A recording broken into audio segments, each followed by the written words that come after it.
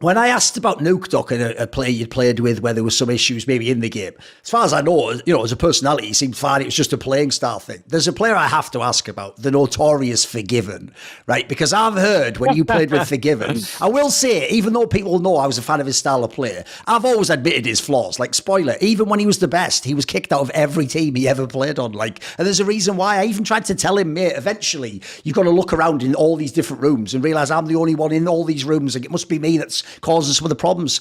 I heard in your particular case, Jankos, you can maybe actually tell me specifically some of the issues, because in that team, look, plenty of people have been teammates of Forgiven, and maybe like they don't like his attitude or he demoralises them. But I've heard you and him actually had like the direct conflict, and basically, I heard there was something like he made some like mean joke, like one day you decided to have like a few drinks, and he made some like ridiculous comment about like Polish people being drunk all the time or something mad like that. And also, there's the whole angle that, like, let's be real, he's an AD carry, and we all know if the AD carry dies, they blame the jungler.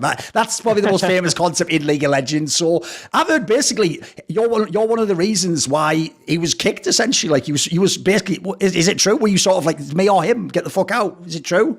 I mean, I just think that it was very difficult, I guess, to play with him, because he had like a very weird idea of the game. So if he can 1v2, like 2v3, essentially, that's great for the team, and he will do that, and he will like push his limits, right?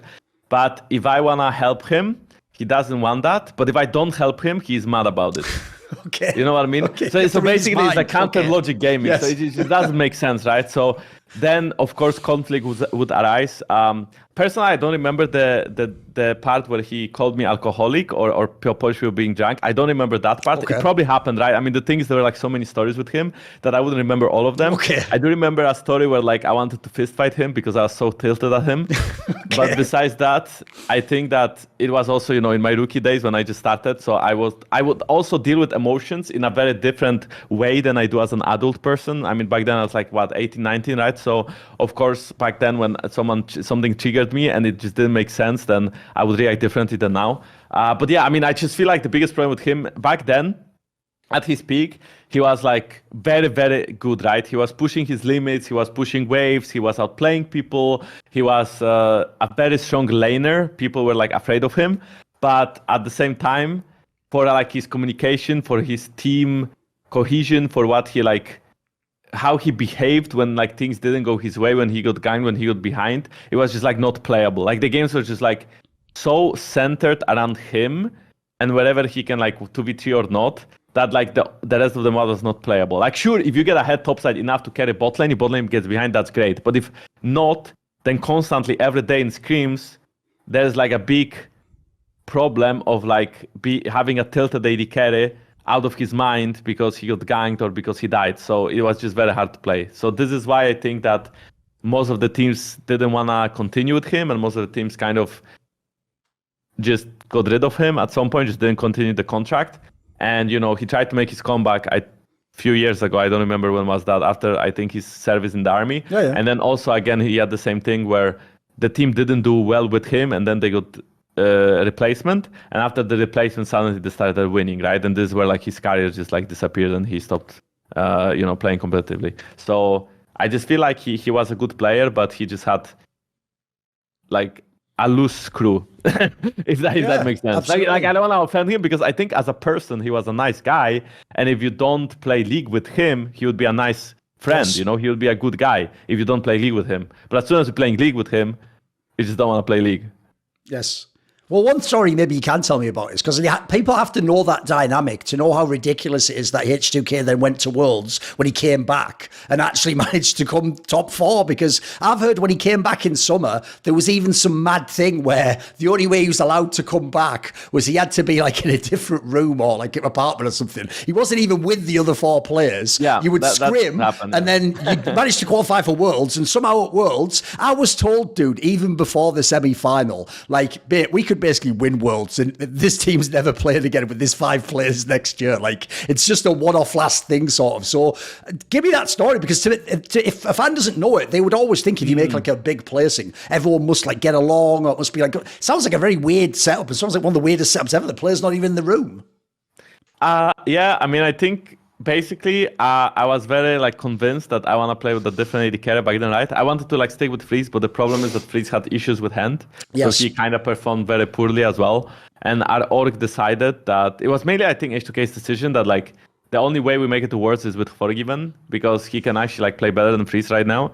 So then they brought back FORG1VEN, but yeah, the idea was he plays from a different room in a different apartment, basically in a different apartment. So. Sure.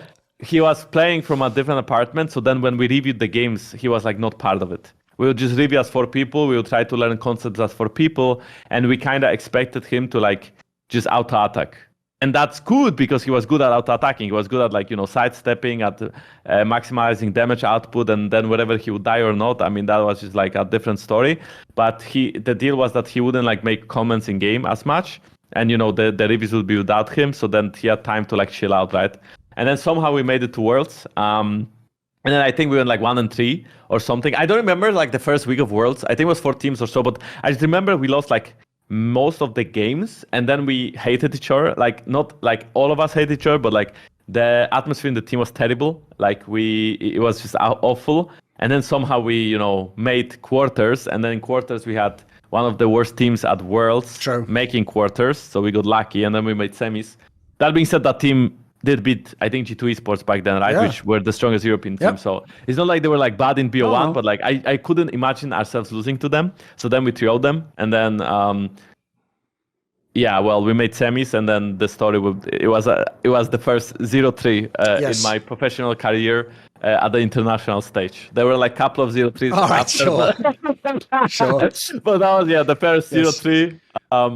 And then we went home, and then everyone knew we are not gonna continue with the same team. Then we changed the team in 2017. That also didn't work out. I didn't make it to Worlds. G2 2018 again made it to Worlds. 19-20 made it to Worlds. 21 didn't. 22 did. 23 we will see. I hope so. Worlds are in Korea. I really want to go to Worlds. I think Worlds are like the most fun time. I think MSI right now is comparable because this MSI system was so much more interesting than last year's, and we had more teams, and we had multiple BO5s across regions. Well, I guess we didn't really have like EU versus NA, but let's be honest, not the highest level of play. It is interesting from like Western point of view. I would also like to see Cloud9 facing G2, Golden Guardians playing against Mad Lions. I think that'll be very, very interesting. I think we would fuck them, but I mean, that's a different story. We never saw it. More cool, funny, interesting clips based on topics from my content? Well, subscribe to this channel then, or, you know, be a pleb and don't.